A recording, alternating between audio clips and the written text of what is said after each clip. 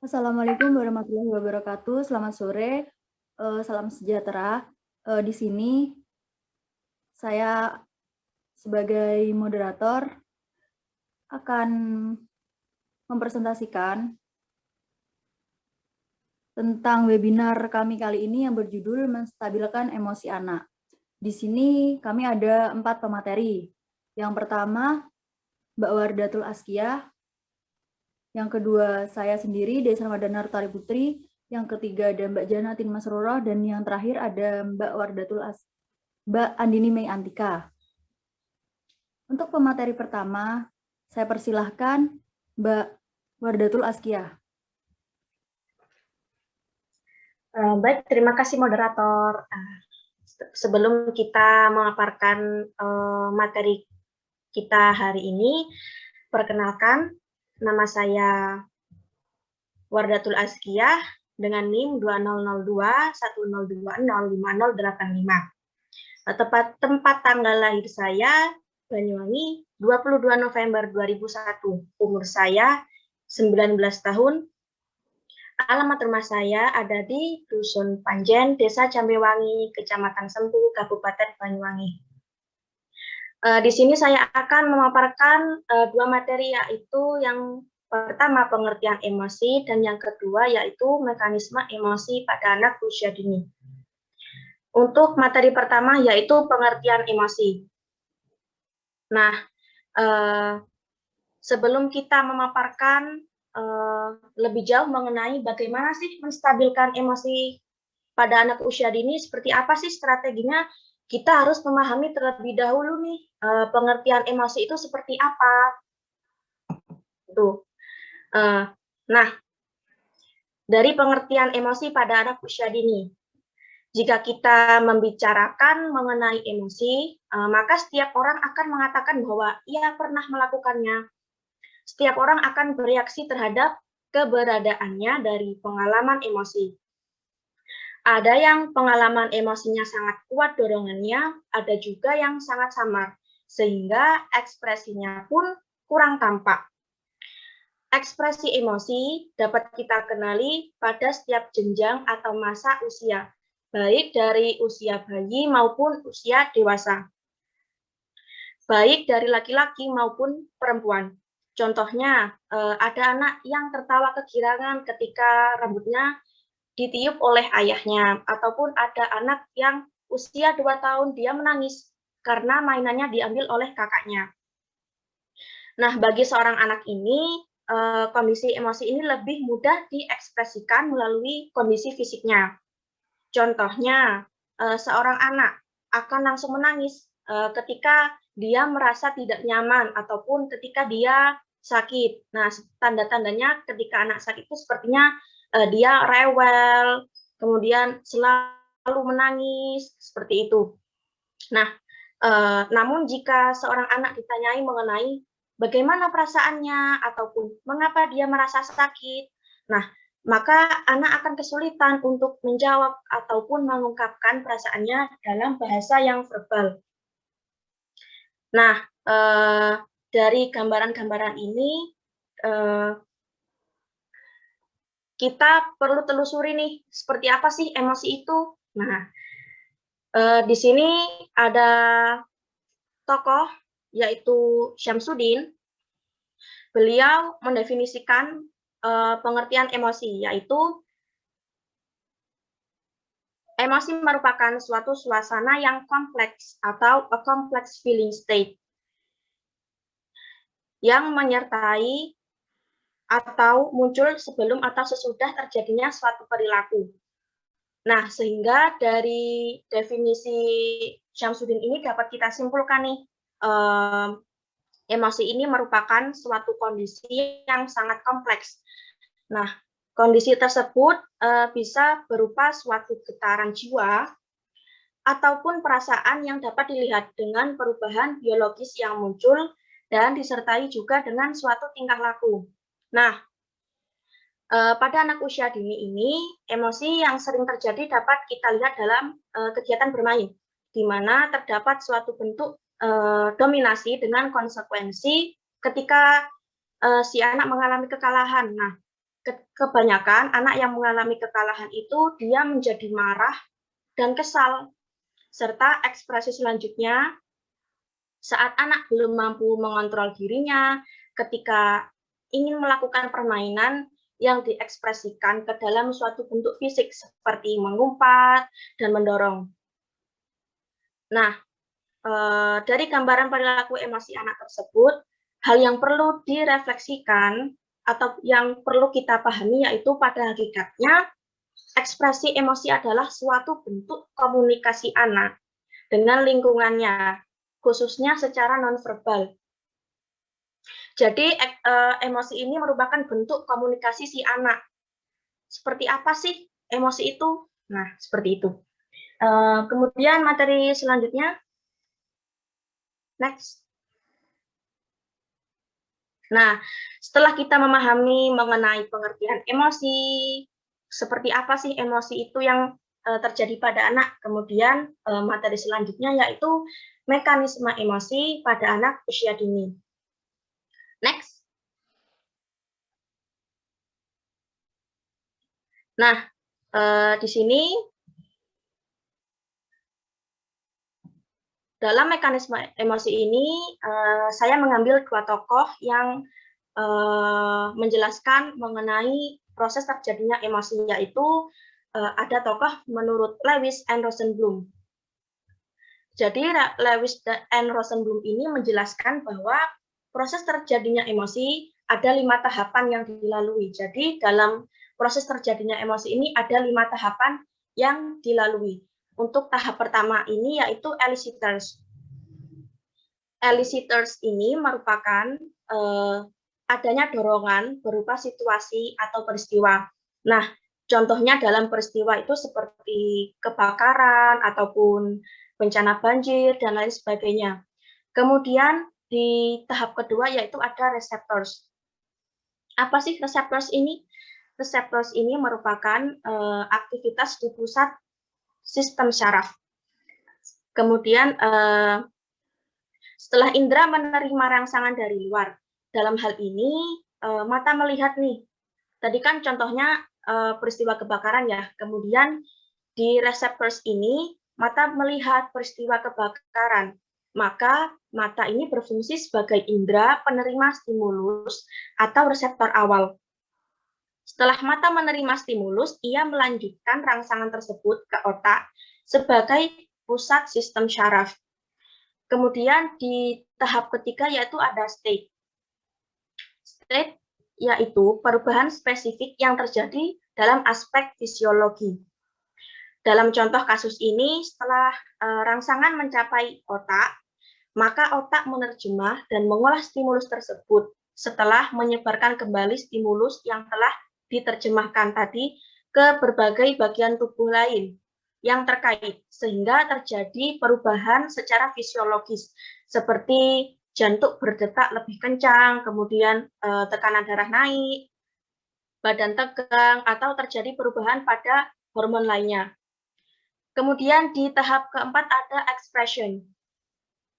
Expression yaitu terjadinya perubahan pada daerah yang dapat diamati, seperti pada wajah, kemudian tubuh, suara, atau tindakan yang terdorong oleh perubahan secara fisiologis.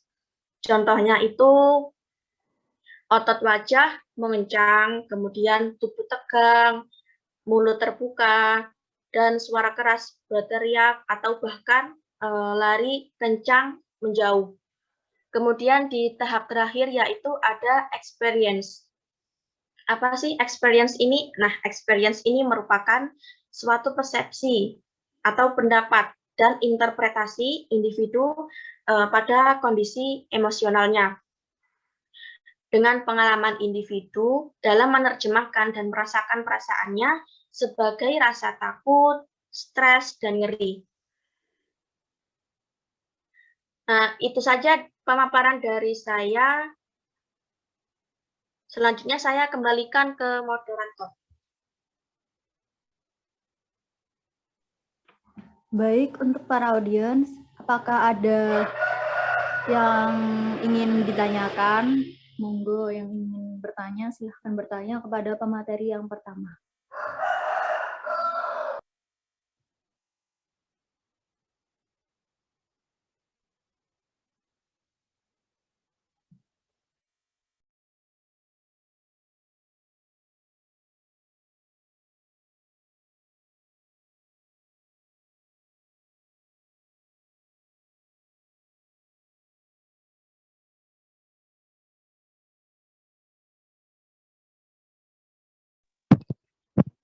Mohon maaf, saya izin bertanya.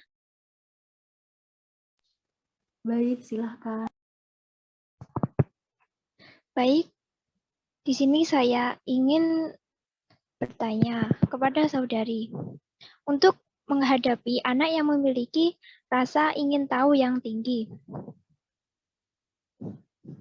rasa emosi ingin tahu yang tinggi, sebagai orang tua harus menjelaskan menggunakan kosakata yang sederhana agar dapat dipahami oleh anak. Lalu bagaimana saat anak ingin mengetahui hal-hal yang sifatnya dewasa, seperti tontonan TV yang kebanyakan bertemakan percintaan? Bagaimana saudara menjelaskannya kepada anak? Terima kasih.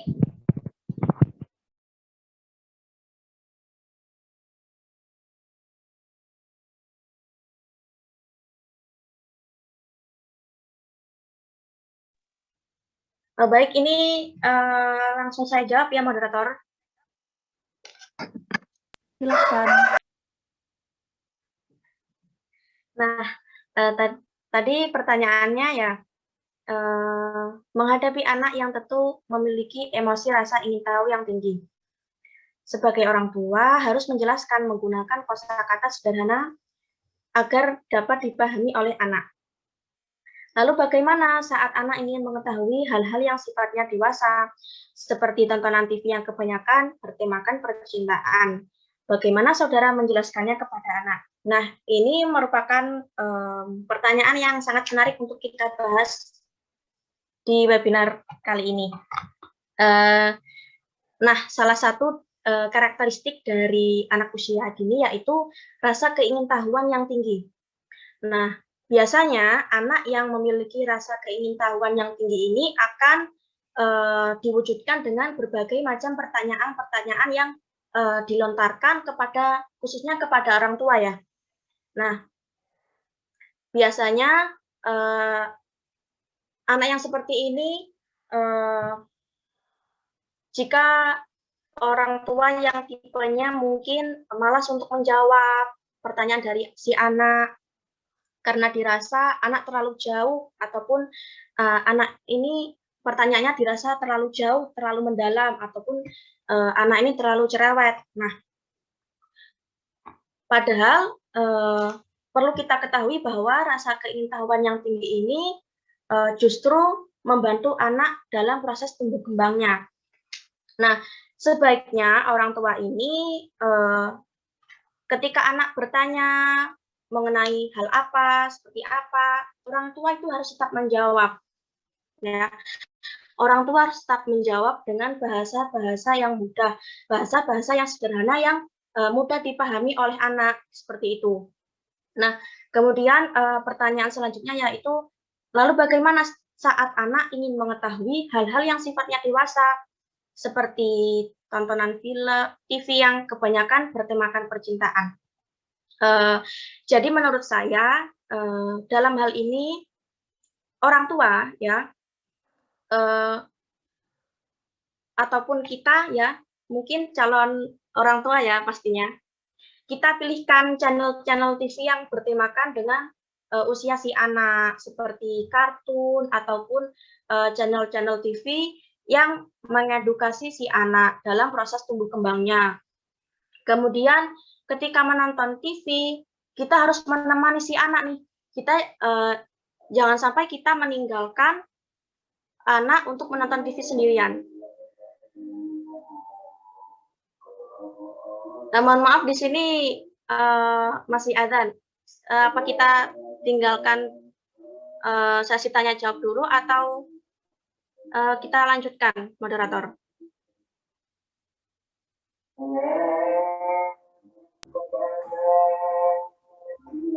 Sesi tanya jawab dihentikan dulu sembari menunggu azan. Baik, terima kasih.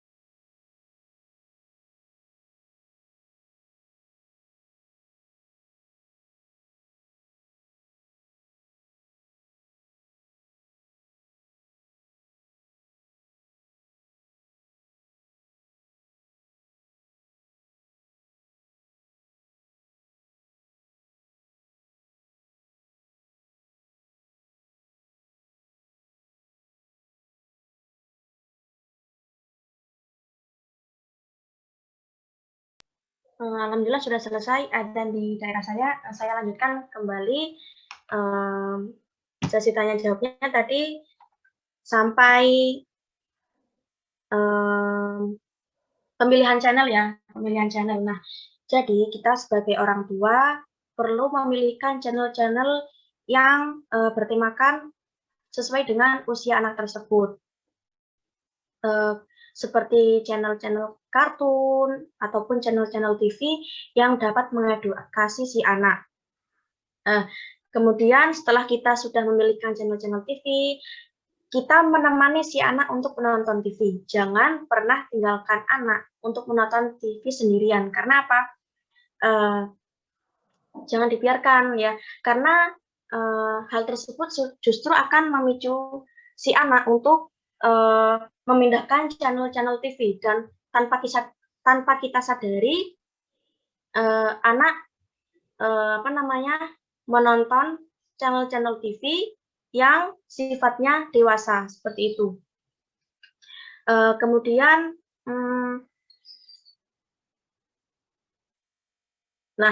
kemudian ketika orang tua nih menonton televisi yang sifatnya dewasa, tiba-tiba ada anaknya nih anak datang. Nah, orang tua langsung atau harus mengganti channel TV tersebut dengan kartun ataupun channel TV yang mengedukasi si anak. Karena apa? Hal tersebut untuk menghindari anak menonton film ataupun acara-acara yang bersifat dewasa. Karena anak kan mudah sekali meniru. Jadi untuk menghindari hal tersebut sebaiknya orang tua memindahkan channel-channel TV yang mengedukasi si anak.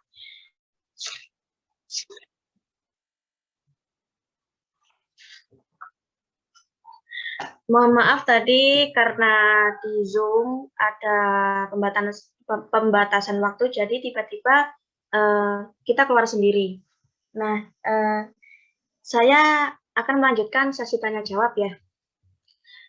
Kemudian ya, anak diberikan jadwal. Kita menjadwal anak ketika menonton televisi. Jadi semisal dalam satu hari anak dibolehkan menonton TV sebanyak 2 kali. Nah, dalam hal ini rentan waktu yang diberikan orang tua kepada anak ketika menonton televisi yaitu sekitar 30 sampai 45 menit. Jadi jangan terlalu lama anak untuk menonton televisi karena hal tersebut juga tidak baik bagi kesehatan anak, bagi proses tumbuh kembang si anak tersebut. Mungkin itu saja dari saya. Apakah jawaban bisa diterima, Saudari Anissa? Baik, bisa diterima. Terima kasih. Terima kasih kembali. Mungkin ada audien lain yang ingin menambah jawaban dari saya, ataupun mungkin dari Saudari Anissa sendiri ada feedback.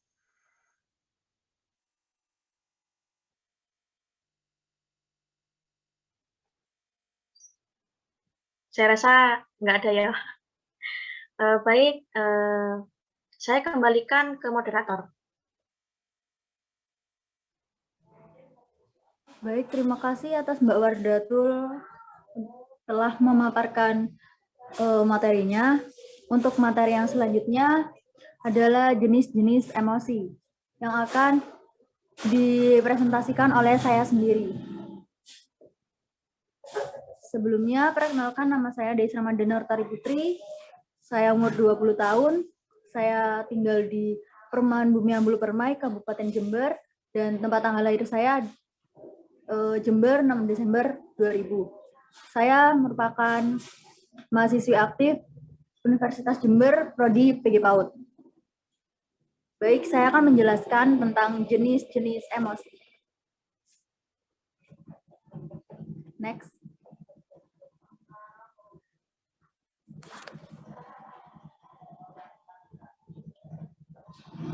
Jenis emosi pada anak usia dini akan berkembang sesuai dengan kematangan pada diri anak. Melalui belajar dengan lingkungan, hal, dan kondisi yang pada mulanya tidak menimbulkan respon jenis emosi pada anak usia dini. Pertumbuhan dan perkembangan membuat anak usia dini bersifat berbeda terhadap situasi, kondisi, dan yang khas. Apa yang menakutkan baginya pada anak usia tertentu tentu akan menimbulkan reaksi jenis emosi pada anak usia dini yang sama. Demikian pula rangsangan atau alasan yang dulunya tidak menimbulkan jenis emosi pada anak usia dini dengan berbagai tingkat intensitas. Berikut penjelasan mengenai jenis-jenis emosi. Jenis-jenis emosi pada anak usia dini diantaranya ada takut, cemas, marah, cemburu, kegembiraan, kesenangan atau kenikmatan, kasih sayang, ingin tahu, dan sedih. Yang pertama itu takut. Adanya rasa takut pada anak usia dini ialah hal yang wajar selama rasa takut itu tidak terlalu kuat dan hanya adalah peringatan terhadap bahaya. Tapi sebagian besar anak usia dini belajar takut terhadap hal-hal yang tidak berbahaya.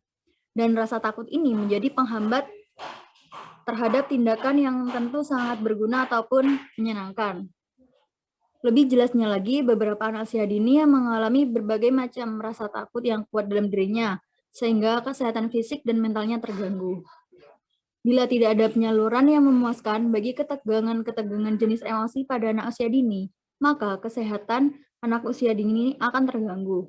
Pandangan hidupnya akan tercemar, dan penyesuaiannya terhadap sesama manusia tidak menguntungkan.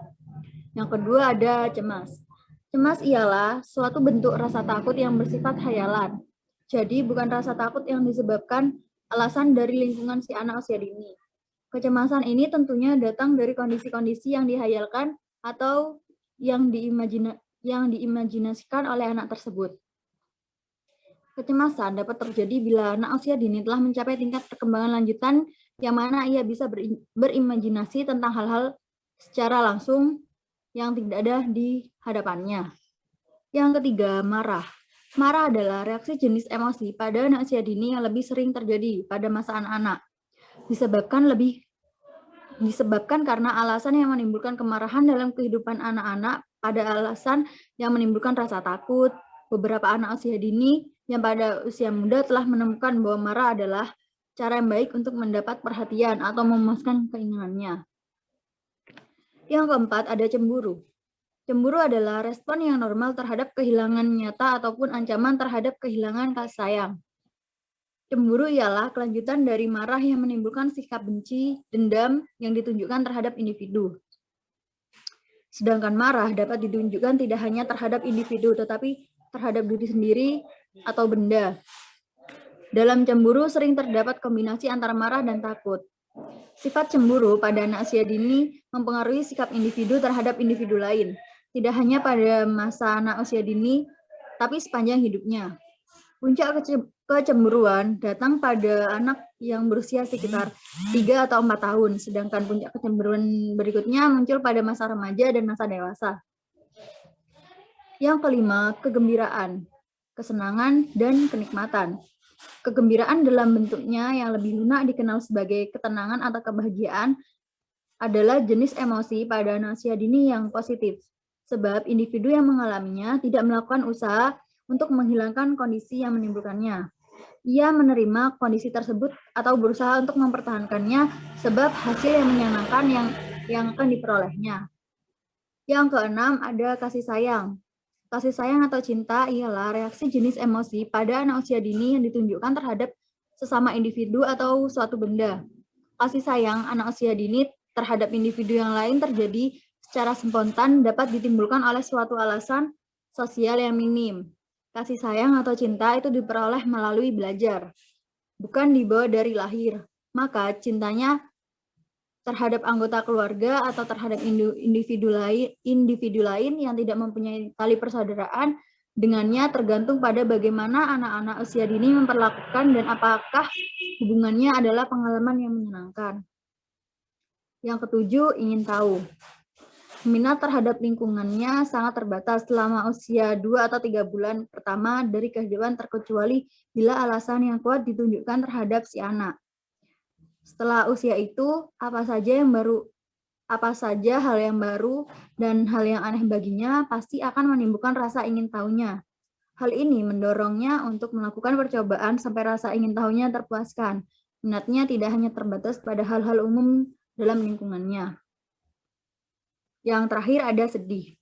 Sedih dalam kehidupan individu akan merasa sedih pada saat ia berpisah dari yang lain, terutama berpisah dengan orang-orang yang dicintainya. Perasaan terasingkan, ditinggalkan, ditolak, atau tidak diperhatikan dapat membuat individu bersedih. Selanjutnya, Stewart mengungkapkan bahwa ekspresi kesedihan individu biasanya ditandai dengan alis dan kening mengerut ke atas, kelopak mata ditarik ke atas, ujung mulut ditarik ke bawah, serta dagu diangkat pada pusat bibir bagian bawah. Berikut klasifikasi emosi positif dan emosi negatif. Klasifikasi emosi positif ada rela, lucu, kegembiraan atau keceriaan, kesenangan atau kenyamanan, rasa ingin tahu, kebahagiaan, kesukaan, rasa cinta dan kasih sayang, atau rasa ketertarikan atau takjub. Sedangkan emosi negatif itu tidak sabaran, kebimbangan, rasa marah, kecurigaan, rasa cemas, rasa bersalah, rasa takut, depresi, kesedihan, rasa benci. Kita dapat merasakan emosi-emosi ini dengan kuat dan dapat diperhatikan dalam berbagai tampilan fisik.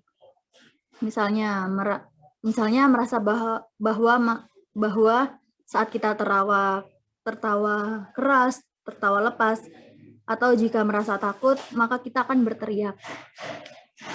Kita tidak perlu terkejut bila mendengar anak yang berteriak dan marah di supermarket karena tidak mendapatkan permen yang diinginkannya. Tetapi kita harus kaget apabila mendengar seorang orang dewasa yang melakukannya. Kita semua tinggal di sebuah lingkungan, sangatlah tidak mungkin jika setiap orang mengekspresikan semua perasaan mereka secara tepat, seperti apa yang mereka harapkan. Proses pengekspresian emosi ini memang dipengaruhi oleh lingkungannya. Baik, materi sudah saya sampaikan. Untuk para audiens, apakah ada yang ingin bertanya? Jika ada, silahkan bertanya. Terima kasih.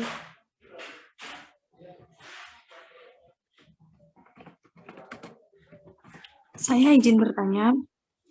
Baik, silakan. Bagaimana cara mengatasi anak yang memiliki fobia terhadap sesuatu benda? Seperti contoh, di lingkungan rumah saya itu ada anak kecil yang memiliki fobia terhadap hujan.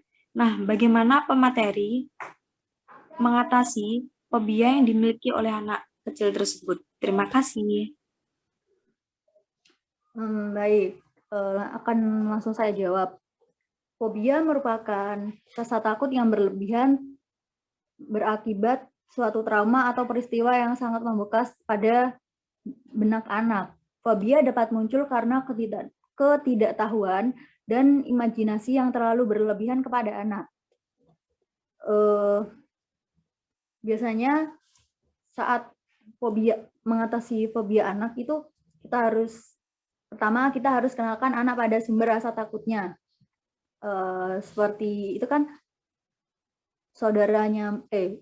di lingkungannya Mbak Relita ada anak yang fobia hujan. Jadi misal nih saat hujan datang tuh, musim hujan datang, kita harus mengenalkan anak pada hujan.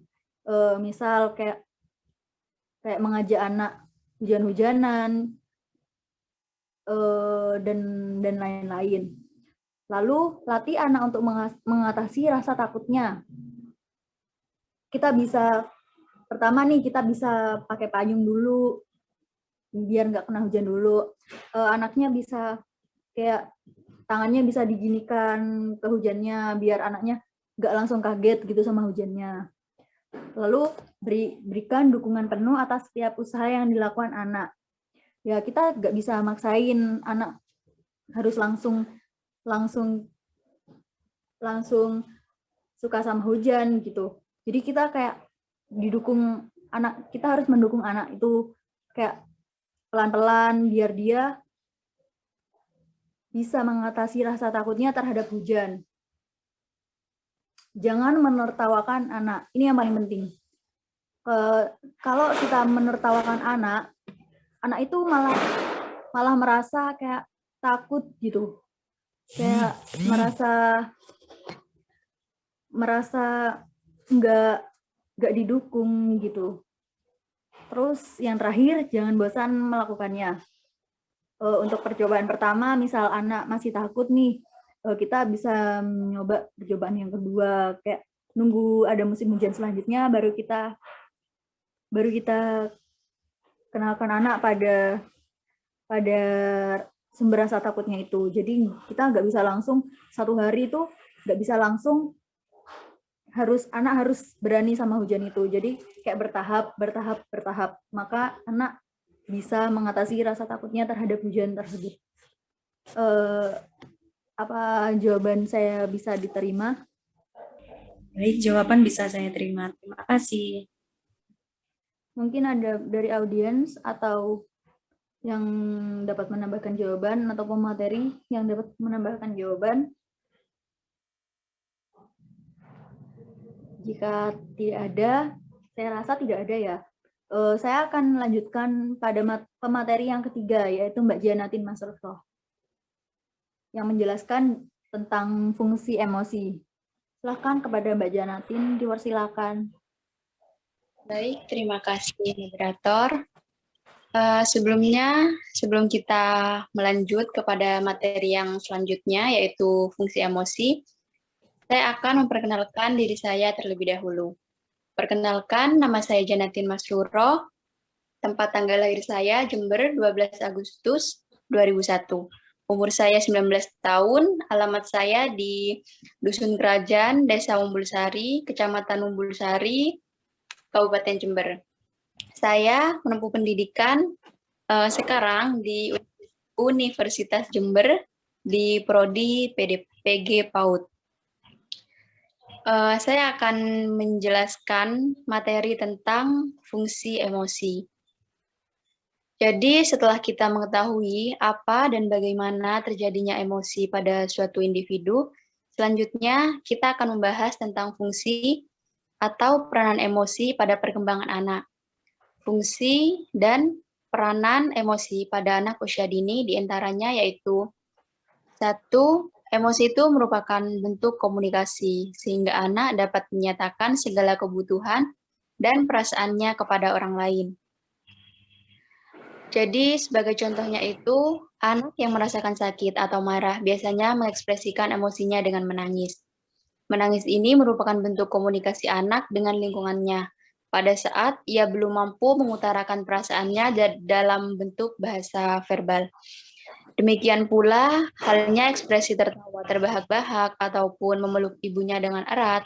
Ini merupakan contoh bentuk komunikasi yang bermuatan emosional.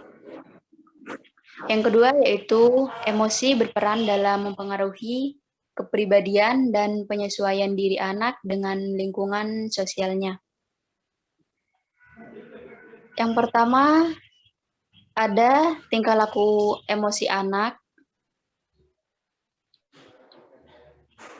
yang ditampilkan merupakan sumber penilaian dukungan sosial terhadap dirinya.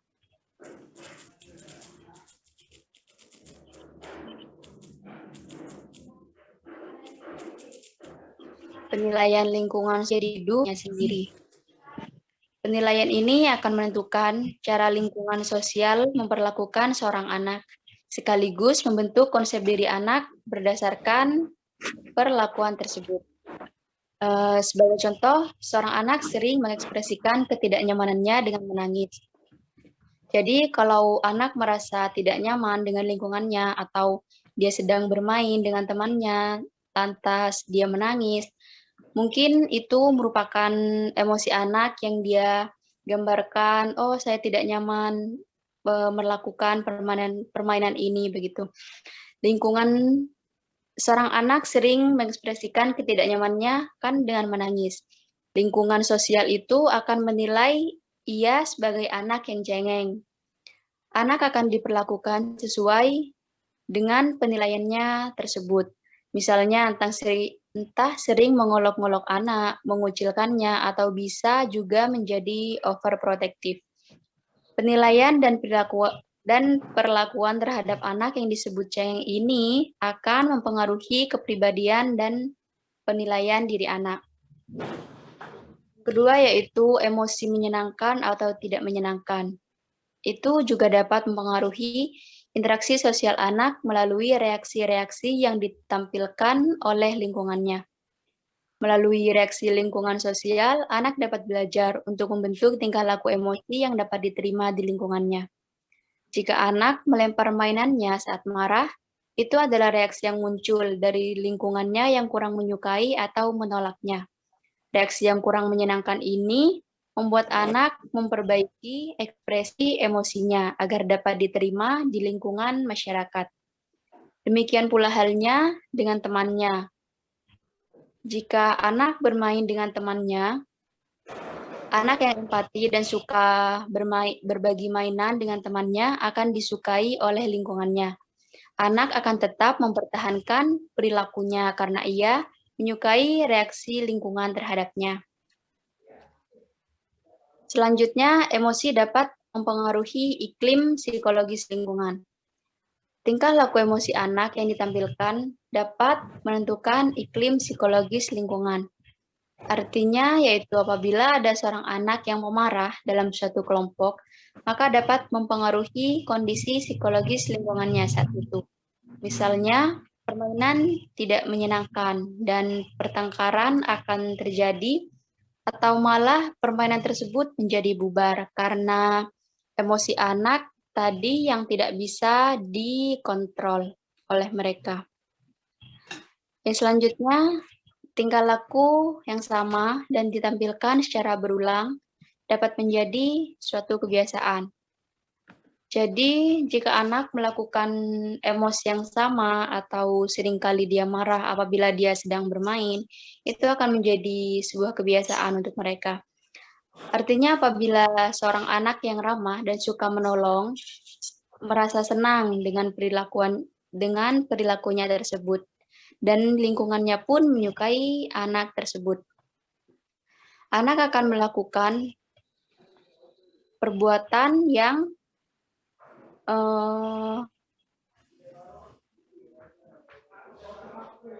misalnya anak yang ramah dan suka menolong. Misalnya seorang anak akan menolak bermain finger painting atau menulis dengan jari tangan.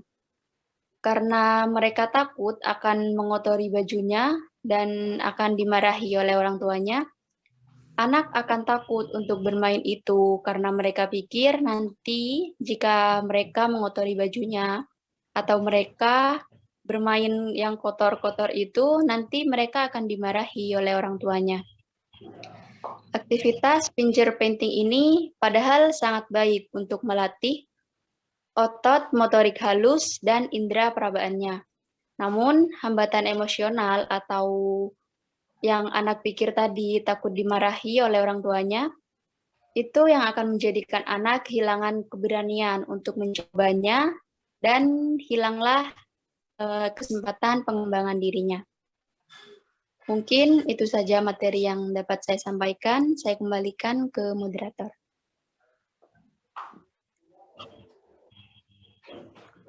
Baik, terima kasih Mbak Janatin. Dari audiens, apakah ada audiens yang ingin bertanya? Dipersilahkan. Sih, saya izin bertanya. Monggo, silahkan. Sebelumnya, apa suara saya terdengar dengan jelas? Teman-teman semua? Terdengar jelas. Baik, terima kasih. Pada saat anak menginginkan sesuatu, biasanya ada keinginan-keinginannya yang tidak bisa terpenuhi. Dan biasanya reaksi dari mereka itu seperti menangis atau marah. Lalu bagaimana menghadapi atau membuat anak agar bisa tetap tenang apabila keinginannya tidak terpenuhi? Terima kasih.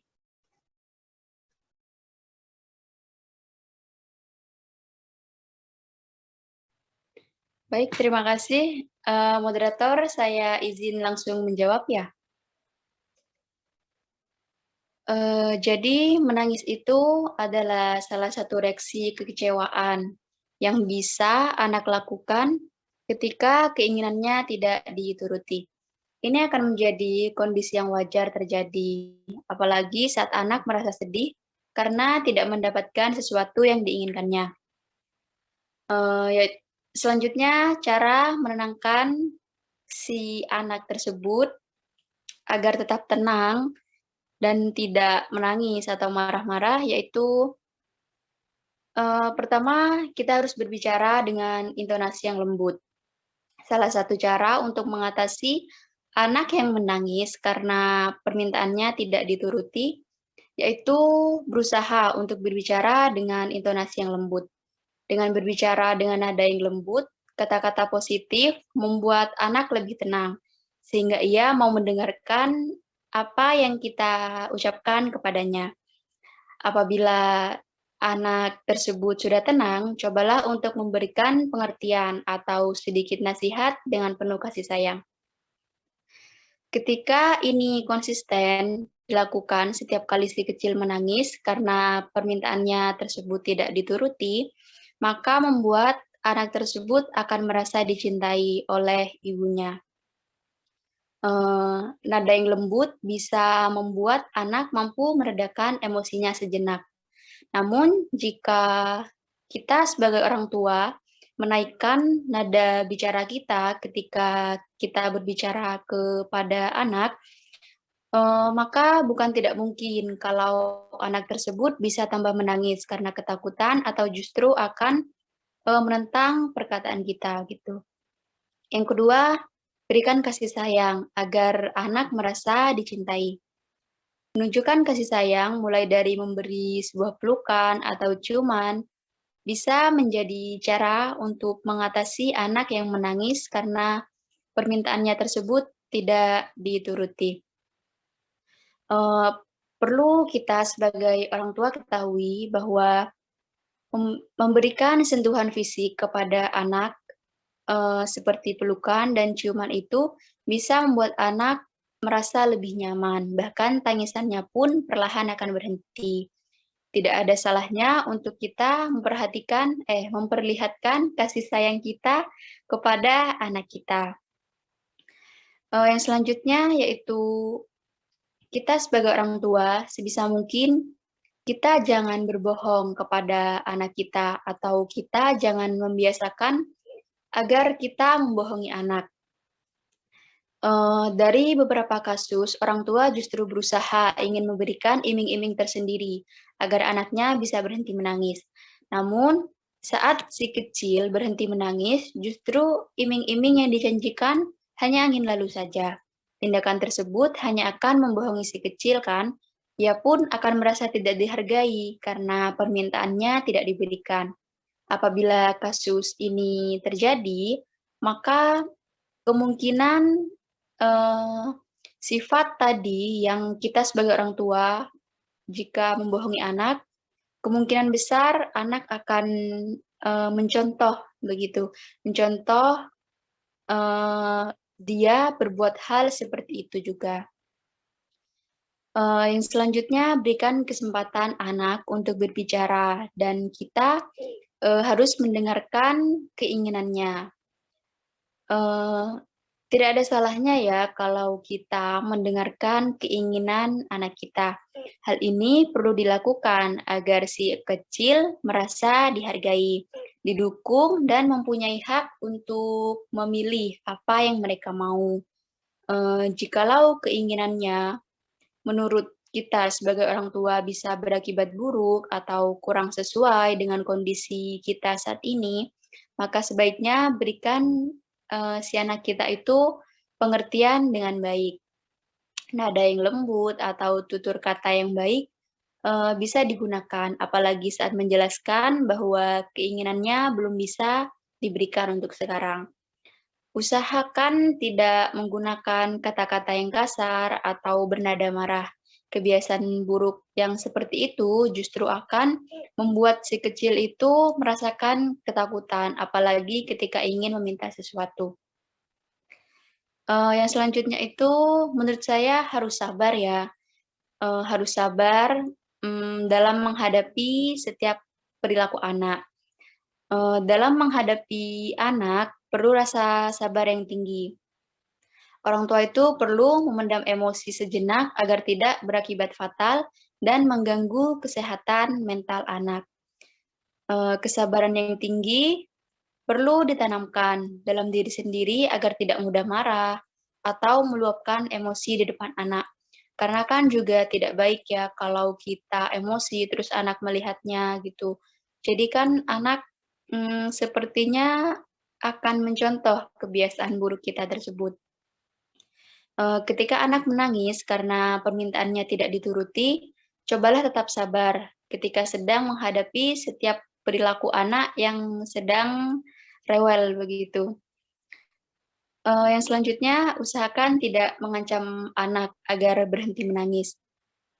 Kalau kita mengancam anak, menyuruhnya dia diam begitu, dengan adanya ancaman tersebut, tentu membuat si anak tadi kan akan merasa takut dan malah tambah menangis. Walau masih anak-anak, namun kan dia itu paham apabila ada nada keras yang membuat ia itu merasa tidak nyaman.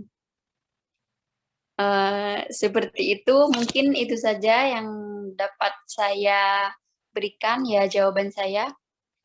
Saya kembalikan kepada moderator.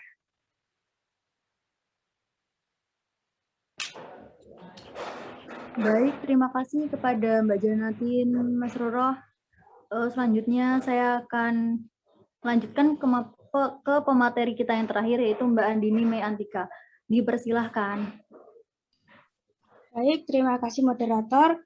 Perkenalkan, nama saya Andini Mei Antika, alamat Desa Sempuh, Dusun Togung, Kecamatan Sempuh, Kabupaten Banyuwangi, tempat tanggal lahir 25 Mei 2001, umur 20 tahun, dan saya sekarang menjadi mahasiswa Universitas Jember.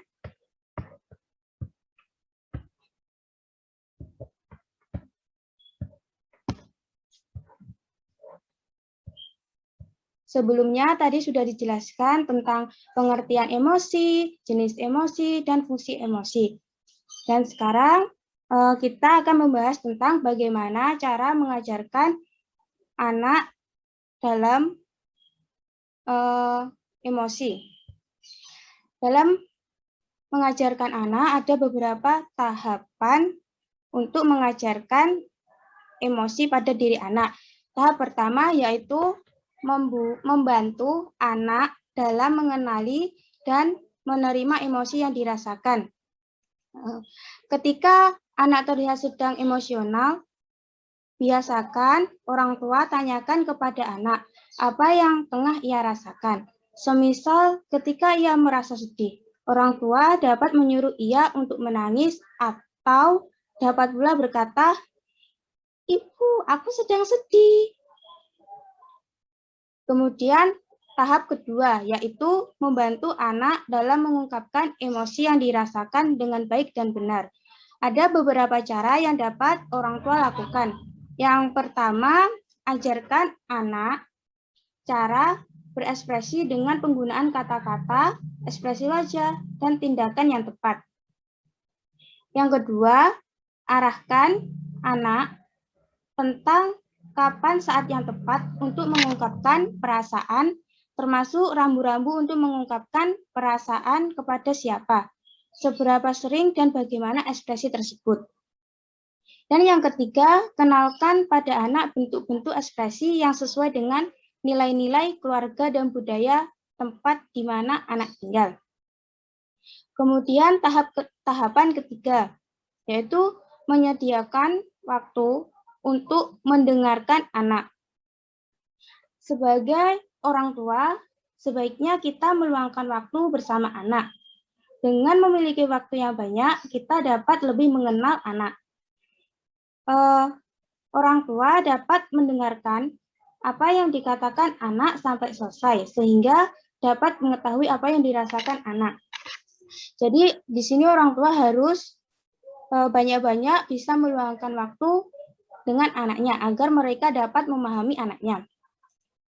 Kemudian tahapan yang keempat, yaitu memberikan contoh yang baik dalam mengekspresikan emosi. Di sini orang tua dapat memberikan contoh dalam mengekspresikan emosi dengan baik. Semisal emosi marah. Biasanya anak ketika marah mereka akan merengek bahkan melempar benda. Di sini orang tua dapat memberikan contoh ekspresi kalau marah seperti ini, seperti yang saya contohkan. Nah, ini. Kemudian tahapan yang kelima, yaitu membantu anak untuk memiliki pandangan yang positif. Berikan perhatian yang positif ketika anak mengungkapkan perasaannya dengan ekspresi dan cara yang tepat, yaitu saat mereka mengalami emosi yang positif maupun emosi yang negatif. Ajak anak untuk memiliki pikiran yang positif karena sangat bermanfaat untuk membantu anak mengendalikan emosi-emosi negatif. Kemudian tahapan keenam, yaitu membantu anak untuk menyelesaikan masalahnya. Menyelesaikan masalah pada anak adalah suatu hal yang penting yang harus diajarkan oleh kita sebagai orang tua. Hal ini terkait dengan kemampuan mereka dalam menemukan penyelesaian atas masalah yang mereka hadapi. Keterampilan penyelesaian masalah tentunya memiliki keterkaitan yang erat dengan kemampuan dalam pengelolaan emosi. Adapun strategi yang dapat diajarkan untuk anak dalam menyelesaikan masalah. Pertama, ajak anak untuk menjelaskan tentang permasalahannya secara lengkap. Yang kedua, ajak anak untuk bersama-sama melakukan evaluasi atau penilaian terhadap berbagai solusi yang diberikan tersebut. Yang ketiga, bantu anak dengan mengajak memikirkan beberapa alternatif solusi atas masalah yang dialami. Yang keempat, lakukan evaluasi atau penerapan keputusan dan tinjauan ulang ketika rencana penyelesaian masalah tidak berhasil. Dan yang kelima, setelah melakukan penilaian, bantu anak untuk mengambil keputusan atas solusi yang dianggap terbaik. Kenapa di sini orang tua harus membantu anak dalam menyelesaikan masalah? Agar mereka tidak takut dalam mengambil keputusan. Dan yang terakhir, tahapan ketujuh, yaitu membantu anak untuk mengolah emosi negatif yang dirasakan. Yang pertama, beri teladan kepada anak bagaimana mengatasi kecemasan, apakah dengan melakukan relaksasi, berdoa, atau hal lainnya. Dan yang kedua, bantu anak untuk menetapkan strategi mengatasi masalah yang menyebabkan mereka cemas. Misalnya, jika kecemasan akibat akan tampil di pentas seni, maka ajak anak untuk berlatih supaya tidak cemas saat akan tampil nantinya. Dan yang ketiga, berikan pujian atas upaya anak untuk mengatasi rasa cemasnya secara mandiri. Karena dengan memberikan pujian, anak akan termotivasi dan semangat untuk tampil. Sekian dari saya kembalikan ke moderator.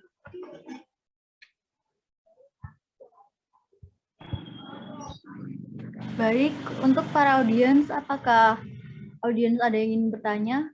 Jika ada, dipersilahkan.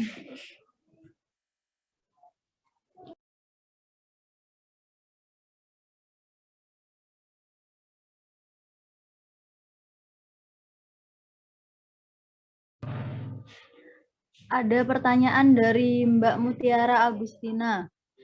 Izin bertanya, perkenalkan nama saya Mutiara Agustina Laili. Pertanyaannya, bagaimana cara mengatasi anak yang sedang marah, tapi ketika diajak bicara dengan baik, dia semakin bertambah emosional dan malah melemparkan barang-barang yang ada di sekitarnya. Silakan untuk Mbak Andini. Baik, saya akan langsung menjawabnya. Cara yang dapat dilakukan untuk mengatasi anak yang sebelumnya, mohon maaf, saya akan melanjutkan untuk menjawab pertanyaan dari Saudari Mutiara. Pertanyaannya, bagaimana cara mengatasi anak yang sedang marah, tapi ketika semakin diajak bicara, dia bertambah emosional dan melemparkan barang-barang yang ada di sekitarnya. Ketika marah, sebaiknya anak itu didiamkan saja sampai emosi mereka reda. Ketika emosi mereka sudah reda, baru orang tua mendekati anak dan bertanya, kenapa dia marah? Marah karena apa? Begitu. Kemudian ketika emosi anak sudah reda, orang tua dapat mengajak anak untuk jalan-jalan agar menghilangkan pikiran yang membuat mereka marah. Selain itu, orang tua juga dapat memberikan contoh dalam mengekspresikan emosi marah yang benar itu seperti apa. Orang tua dapat memberikan cara ketika anak marah, mereka diberitahu untuk berkata bahwa mereka itu sedang marah. Contohnya seperti, Ibu, aku marah, sebel aku sama teman-temanku. Seperti itu. Kemudian setelah anak berkata seperti itu, orang tua harus mendengarkan anak untuk bercerita tentang masalah mereka. Sekian dari saya. Untuk Saudari Mutiara, apakah jawaban bisa diterima? Bisa diterima. Terima kasih. Ya, sama-sama. Untuk audiens yang lain, mungkin ada yang mau menambahkan jawaban?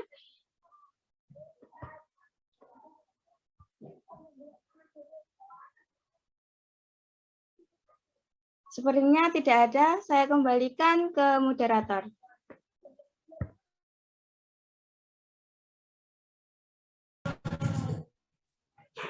Alhamdulillah, terima kasih pada para audiens yang telah bersedia mengikuti webinar pada sore hari ini, serta terima kasih juga kepada pemateri-pemateri kita yang telah menyampaikan materi dengan jelas.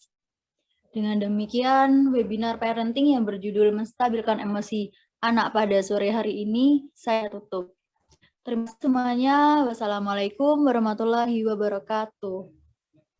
Waalaikumsalam warahmatullahi wabarakatuh.